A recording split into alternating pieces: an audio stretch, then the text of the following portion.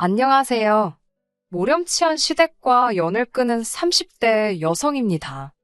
남편과 저는 직장 동료로 만났습니다. 남편은 주변의 사람이 늘 끊이지 않을 만큼 다정하고 자상한 사람이지요. 남편이나 저나 좋은 게 좋은 거라고 둥글둥글 넘어가는 성격이다 보니 큰 소동이나 다툼 없이 2년을 연애했습니다. 이후로 많은 사람들의 축복 속에서 부부의 연을 맺게 되었네요. 남편의 부모님, 그러니까 시부모님은 두 분 다 건강하십니다. 아버님께서는 중소기업을 다니시다가 은퇴하시고 지금은 아르바이트처럼 유명 식당의 주차장 관리 일을 하고 계세요. 어머님께서는 일평생 전업주부로 사셨고요. 남편의 형제관계로는 위로 나이 많은 신우가 한 명 있어요. 겉에서 보기엔 큰 문제는 없어 보입니다. 하지만 실상을 들여다보자면 시댁 식구들과 남편 사이는 대면대면하다고 할까요? 속에 있는 이야기는 잘 안 하는 눈치고 남편 말로는 정도 없다고 하더라고요. 그래도 지금은 남편이 돈도 잘 벌고 어머니께 용돈도 드려서 그런지 시어머니가 남편을 챙기려는 흉내는 내세요. 남편도 어찌됐건 자기를 낳아주신 부모님이니 도리는 하겠다는 생각이고요. 그도 그럴 것이 남편이 말하길 어려서부터 신우만 끼고 도는 어머님 때문에 어지간히 차별당하며 자랐답니다. 어머님께선 남편보다 5살 많은 그 신우를 나중에 음대 교수로 만든답시고 원래도 그렇게 재산이 있는 집은 아니었는데 있는 재산 없는 재산 다 끌어다 과외시켜서 대학 보내고 대학원에 해외 유학까지 보내고 돈을 말 그대로 쏟아 부으셨다네요. 하지만 막상 남편이 대학 갈 나이가 되니까 어머님께선 집에 돈이 하나도 없다고 먹고 죽을래도 없다고 말 그대로 죽는 소리를 하시더랍니다. 물론 그렇다고 해서 남편한테 대놓고 대학을 가지 말라고 하신 건 아니셨다지만 걸핏하면 공부 잘하는 애들이 세상에 널리고 널렸는데 너가 그런 애들하고 경쟁해서 어떻게 이기겠냐며 무시하는 이야기를 해대셨으니 어린 남편에게 얼마나 상처가 됐겠어요? 결국 남편은 등록금이고 뭐고 알아서 하겠다며 도끼를 품고 말 그대로 이를 갈며 공부를 했답니다. 그리고는 서울에 있는 대학에 붙었대요. 하지만 산 넘어 산이라고 등록금 내야지, 생활비 마련해야 하지, 뭐하나 쉬운 일이 없더래요. 결국 군대까지 다녀오니 대학교 졸업하는데 거의 8년 걸렸다고요. 이렇게 남편이 자기 인생을 헤쳐나가는 동안 신우도 한국에 들어왔답니다. 어머님은 이제 신우 인생에 말 그대로 꽃길만 있을 줄 아셨던 모양이에요. 하지만 음대 교수가 쉬운 일은 아니잖아요. 무엇보다 이제 돈도 하나 없었던 시댁에서 계속해서 신우 뒷바라지를 해줄 수도 없었겠지요. 저희 신우를 직접 보시면 아시겠지만 키도 늘씬하고 예쁩니다. 남편 말로는 젊어서는 더 예뻤다고 하더라고요. 그래서 동네 선배들한테 인기도 많고 가끔 집 앞에 찾아와서 만나달라고 우는 사람도 있었답니다. 그래서인지 어머님께선 언젠가부터 교수 같은 거 안 해도 그만이다. 연예인을 시킬지 고민 중이다. 돈 많은 집에 시집가서 사모님 소리 듣고 살 팔짱가 보다. 그런 식으로 말씀을 하고 다니셨대요. 그리고 실제로 한국에 들어온 지 2년 만에 신우는 결혼을 했습니다. 부모가 중소기업을 한다는 그리고 그 사업을 물려받을 거라는 남자를 만나서 정말 못만 갔지요. 그런데 그런 신우가 이혼을 했습니다. 저희가 결혼하고 얼마 지나지 않았을 때였어요.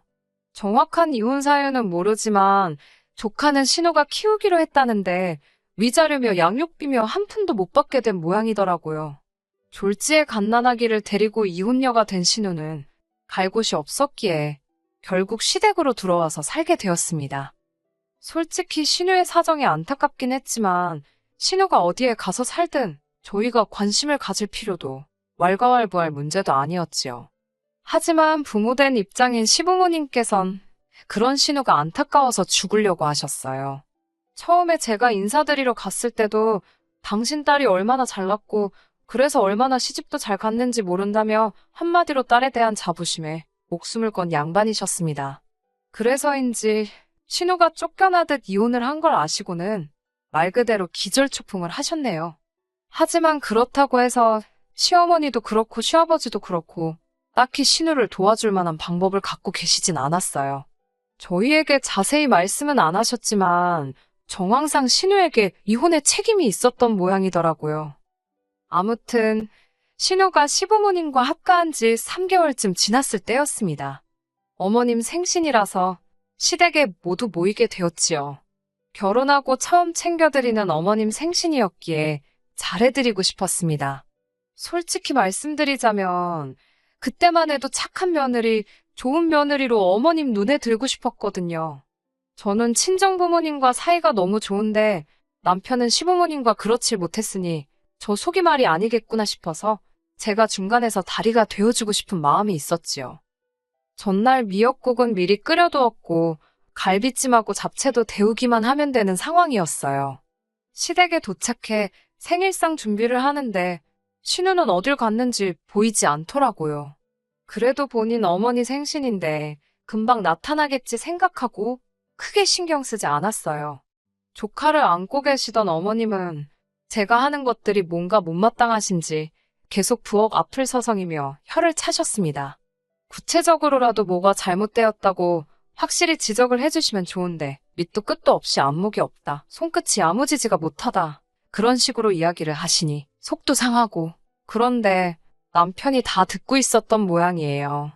부엌으로 들어오더니 어머님께 그러실 거면 이 음식들은 저희가 가져갈 테니 외식이나 하자며 저더러 그만 차리라고 하더라고요. 그러자 어머님께서도 시애미가 그런 소리도 못하냐며 사부치곤 다시 거실로 돌아가셨습니다. 그리고는 상차림이 끝날 때까지 남편이 옆에서 저를 도와주었지요. 어느덧 상을 다 차리고 수저를 놓고 있는데 신우가 작은 방에서 나오더라고요. 부스스한 머리에 잠옷차림. 아무리 그래도 그렇지 남동생도 오고 올케도 오는데 저럴 수가 있나 싶어서 어이가 없더라고요. 그래도 제가 뭐라고 할 군번이 못 되잖아요. 꾹 참고 앉아서 식사하시라고 그랬지요. 신우가 케이크 정도는 준비해놓지 않았을까 생각하다 혹시 몰라서 저희가 하나 사갔는데 꼬락서니를 보아하니 사가길 잘했다 싶더라고요. 그렇게 생크림 케이크도 식탁에 올렸는데 어머님께서 네 신우는 생크림을 안 먹는답니다. 아니, 어머님 생신이지 신우 생일도 아니고. 그러자 남편이 그럼 저희가 가져가겠다며 바로 다시 상자에 집어넣더라고요. 그러자 어머님께선 아무리 그래도 초는 불어야 할 거 아니냐고 네 조카가 초 부는 거 좋아한답니다. 남편은 걔가 초 불면 케이크에 침 다 튀는데 그거 더러워서 누가 먹냐고 안 된다고 하더라고요. 그러자 어머님도 당신이 한 소리가 있어서 더는 말씀도 못하시고 너 마음대로 해라 그러시더라고요. 식사를 시작했는데 애가 얼마나 나분거리는지 어머님께서 식사를 거의 못하고 계셨습니다. 신우는 막말로 자기 엄마 생일에 자기 자식인데도 하나 신경도 안 쓰고 자기 밥 먹느라 정신 없더라고요.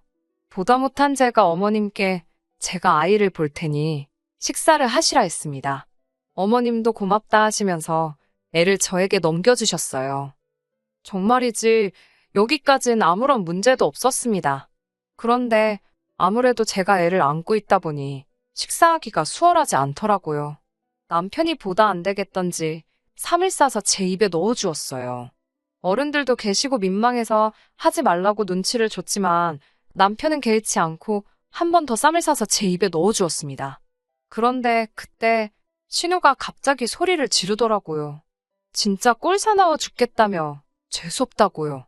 어른들 앞에서 저도 저희가 실수하는 거 아닌가 생각했기 때문에 신우가 무슨 말을 하는 건지 이해는 됐지만 그렇게 정색을 하며 소리를 지를 일인가 싶었지요. 전 너무 깜짝 놀랐고 아이도 금세 자지러졌습니다. 그런데 더 가관이었던 건 신우가 울더라고요. 저랑 남편이 자기에 대한 배려가 전혀 없다면서. 신우 선에서 끝났으면 그래도 제가 어떻게든 이해하려고 해봤을 겁니다. 하지만 신우가 울기 시작하자 아버님이 수저를 집어 던지듯 내려놓으시곤 진짜 밥맛 떨어진다면서 방으로 들어가 버리시질 않나. 급기야 어머님께서 너네는 정말 못돼 처먹었다면서 그렇게 행복한 티를 내야 직성이 풀리겠냐입니다. 저흰 너무 황당했지요. 결국 신우까지 애를 확 낚아채듯 데려가선 식탁을 떠났지. 어머님께선 절 보며 사람 하나 잘못 들어와서 아주 집안 꼴 잘 돌아간다고 하신다는 말씀이 불쌍한 신우는 신경도 안 쓰고 먹여주고 받아먹으면서 실실거리는 저희를 보고 계시니 속에서 찬불이 올라오신답니다. 그러면서 저희 꼴도 보기 싫다고 당장 나가라고 하시더라고요. 생일 주인공이신 분이 내쫓는데 달리 방법이 있겠어요? 남편도 얼빠진 얼굴로 신우의 뒷모습을 보다 어머님을 쳐다보더니 한숨을 내쉬곤 저더러 집에 가자고 하더라고요. 가라는데 뭐하러 버티고 있냐고요. 그렇게 현관을 나서는데 어머님께서 죄송했다 빌지는 못할 망정 지 잘났다고 나가는 꼴 좀 보라며 뒤통수에다 또 한바탕 쏟아내시더라고요. 어쩌라는 건가 싶어서 남편을 슬쩍 쳐다봤는데 남편 얼굴이 울그락불그락. 제가 위로랍시고 한마디 해봤자 별 도움도 안 되겠다 싶어서 남편 손만 꼭 잡아줬습니다. 그렇게 한 달 정도의 시간이 흘렀을까요? 사실 어머님께 몇 번이고 연락을 드려볼까 생각도 했지만 남편이 절대로 하지 말라고 하더라고요. 아니나 다를까 어머님께서 먼저 연락을 해오셨습니다. 제가 전화를 받으니 대뜸 괘씸하다면서 그러고 가놓고 연락 한 통도 안 하는 게 말이 되냐입니다. 쫓아내셔서 쫓겨난 건데 저희 잘못이라 하니 뭐라고 할 말이 없더라고요. 그래도 어쩌겠어요. 몇 번이고 죄송하다 말씀드리고 무슨 일로 연락을 주신 건지 조심스레 여쭈었지요. 그러자 어머님께선 당신이 기니 할 이야기가 있으니 남편에겐 말하지 말고 집으로 오라셨습니다. 무슨 이야기를 하려고 부르시나 싶어 불안하기도 했고 걱정도 되었지만 어떻게든 좋은 쪽으로 이끌어내서 시댁 식구들과 저희 부부 사이를 원만하게 만들 수 있으면 좋겠다고 생각하며 시댁에 가게 되었어요. 시댁에 도착하니 어머님만 계셨던 게 아니고 아버님과 신우도 있더라고요. 웃긴 게 가장 처음 든 생각이 무슨 말씀을 하실지는 몰라도 수적으로 제가 불리하겠구나. 정신 단단히 차려야겠다. 그런 거였네요. 어머님께선 단도직입적으로 말하겠다면서 신우 형편이 이렇게 되었으니 당신과 저희 부부가 신우 생활비를 좀 보태주어야겠다고 하시더군요. 황당했어요. 사지육신 멀쩡한 신우의 생활비를 왜 저희가 보태야 하는지 도대체 이해가 되질 않았지요. 어머님께선 저더러 넌 아직 애가 없어서 모르겠지만 여자 혼자 애를 키운다는 게 얼마나 어려운 일인지 아냐며 당신들이 신우 생활비로 50만 원을 보탤 테니 저희더러 100만 원씩 보내랍니다. 저희는 이미 자식돌이 한답시고 시부모님께 한 달에 30만 원씩 보내고 있었거든요. 물론 저희 부부의 연봉을 고려한다면 한 달에 30만 원씩 보내드리는 게 아주 힘들고 어려운 일은 아니었습니다. 하지만 어머님 아버님께서 남편을 어떻게 키우셨는지를 알고 난 이후로는 솔직히 그 30만 원도 내켜서 드린다기보다는 말 그대로 자식으로서 드리고 있던 건데 이제 신우한테까지 생활비를 대주라니 황당했지요. 저는 아무 말도 하지 않았습니다. 제가 대답을 하지 않으니 어머님 아버님께서도 답답하셨는지 왜 대답을 안 하느냐고 절 채근하셨어요. 급기야 아버님께선 저더러 소잡아먹은 귀신이 들었냐며 빨리 알겠다고 하라며 악을 쓰시더군요. 저는 아버님 어머님께 안 될 것 같다고 말씀드렸습니다. 그러자 신우가 치사하고 더럽네 어쩌네 내 동생이 번 돈이 네 돈이냐며 네가 뭔데 된다 안 된다냐고. 저도 짜증이 나서 그럴 거면 애시당초 남편한테 직접 물어보시지 왜 사람 귀찮게 오라가라 불러놓고 안 된다니까 화를 내냐고 받아쳤어요. 그러자 어머님께선 저더러 어디 배운 데 없이 손윗사람한테 달라드냐며 지금 네 신우 무시하냐입니다. 네 신우가 얼마나 잘났는 줄 아냐면서 너까지 거랑은 상대도 안 된다는 거예요. 그 말을 들으니 저도 말 그대로 눈이 뒤집히더라고요. 제가 그렇게 잘나서 위자료도 한 푼 못 받고 이혼해서 친정에 기어들어 사냐고 받아쳤습니다. 저도 제가 말이 지나쳤다는 건 인정합니다. 그러자 아버님께선 절 가만두지 않으시겠다며 손을 올리셨고 저는 말 그대로 옆에 두었던 제 핸드백만 들고 도망치듯 시댁을 나왔습니다. 차에 올라탔는데 심장이 벌렁거리고 한편으론 억울해서 눈물이 쏟아지더라고요. 남편에게 전화를 걸었더니 제 목소리를 듣곤 대번에 무슨 일이냐고 묻길래 방금 있었던 일을 털어놓았습니다. 당신 누나한테 막말한 건 너무 미안한데 자꾸 나를 무시하니까 나도 모르게 그런 소리가 나갔다며 미안하다고 했어요. 그러자 남편은 잠깐 말이 없더니 그냥 차 안에 있으랍니다. 자기가 지금 온다고 1시간만 기다리라고요. 남편은 약속한 시간보다 조금 일찍 도착했어요. 저를 보더니 미안하다며 같이 시댁으로 가자고 하더라고요. 시댁에 도착해 초인종을 누르니 어머님께서 빌러 왔냐라는 말과 함께 문을 여셨어요. 그러다 남편을 보고는 조금 놀라신 듯 했지요. 다시 온 가족이 거실에 모였습니다. 아버님께선 다짜고짜 저를 가리키며 저런 물건을 데려오다니 기가 막힌답니다. 그러자 남편이 아버님께 그런 식으로 말씀하실 거면 그냥 가겠다고 하더라고요. 어머님께서도 아버님께 가만히 좀 있어 보라며 아버님을 진정시키셨어요. 남편은 대뜸 그래서 총 해달라는 게 얼마냐고 어머님께 묻는 게 아니겠어요. 전 솔직히 좀 당황스러웠습니다. 늘 제 편인 줄만 알았던 남편도 결국엔 어쩔 수 없구나. 그런 생각도 들었고, 다 적을 순 없지만 별의 별 생각이 머릿속을 스쳤거든요. 서운하기도 하고 허탈하기도 하고 저만 바보 된 것 같기도 하고 반면에 어머님의 얼굴엔 금세 화색이 돌았습니다. 어머님께선 한 달에 이래저래 150이면 넉넉지 않겠냐며 아까 저에게 말씀하신 금액보다 더 큰 금액을 부르시더라고요. 착한 아들이 이번에도 당신 뜻대로 해줄 거라 생각하셨던 모양이에요. 하지만 남편의 입에서 나온 대답은 뜻밖이었습니다. 그렇게 드리면 자기에겐 뭐가 돌아오냐고 묻더라고요. 시댁 식구들도 저도 놀라서 남편을 쳐다봤습니다. 남편의 장점이자 단점이 계산적이지 못하다는 점이기도 했고 그런 식으로 따지는 모습은 본 적이 없었으니까요. 당황하신 듯한 어머님과 아버님께선 가족끼리 돕는데 그런 게 어디 있냐입니다. 그러자 남편은 자기 대학 다니고 그럴 때 아무도 자기를 안 도와주지 않았냐며 그런데 자기는 왜 도와야 되는 거냐고 묻더라고요.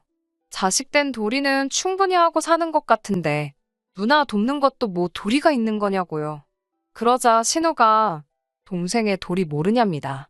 남편도 누나의 도리는 없냐고 받아쳤고요. 그러자 어머님께선 당신이 너무 오래 살아서 별소리를 다 듣는다며 서럽다고 그러셨어요. 뜬금없이 감정에 호소하시더라고요.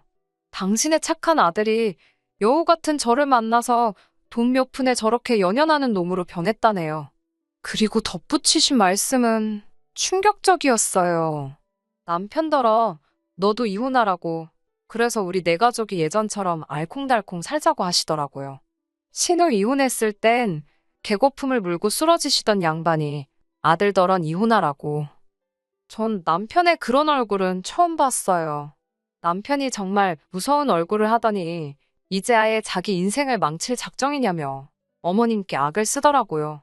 이혼을 할 바엔 이 가족들하고 연을 끊겠다며 자기 좀 제발 호적에서 파달라고 하더라고요. 그 망할 자식돌이 좀 안 하고 살 수 있게 해달라면서요. 그러면서 저한테 사과하기 전까진 안 보고 살 줄 알라며 제 손을 잡아 끌고 나왔답니다. 이후로 저희 부부는 시댁에 안 가고 있어요. 벌써 반년도 지났지요. 그래도 계속 보내드리려던 용돈은 끊지 않으려고 했는데 남편이 절대로 드리지 말라더군요. 저도 고민 끝에 남편의 의견에 따르기로 했습니다. 시부모님께서 제 남편을 어려워하고 불편해하셨으면 좋겠다. 솔직히 그런 생각이에요. 대부분 사람들이 남편도 결국 시댁 식구더라. 그래서 이혼했다 하는데 그래도 저는 참 운이 좋은 사람인 것 같아요. 앞으로도 지금처럼 남편이 제 편이 되어주고 제가 남편의 편이 되어준다면 어렵고 힘든 일은 없겠지요? 시부모님이나 신우를 생각하면 안쓰럽고 안타까운 마음이 들긴 하지만 멋대로 나서지 않으려고요. 제가 지금 지켜주어야 할 건 제 남편이니까요. 끝까지 들어주셔서 감사합니다. 오늘의 사연은 여기까지입니다. 구독과 좋아요, 알람 설정 부탁드리고 더 좋은 사연으로 다시 찾아뵙겠습니다. 감사합니다.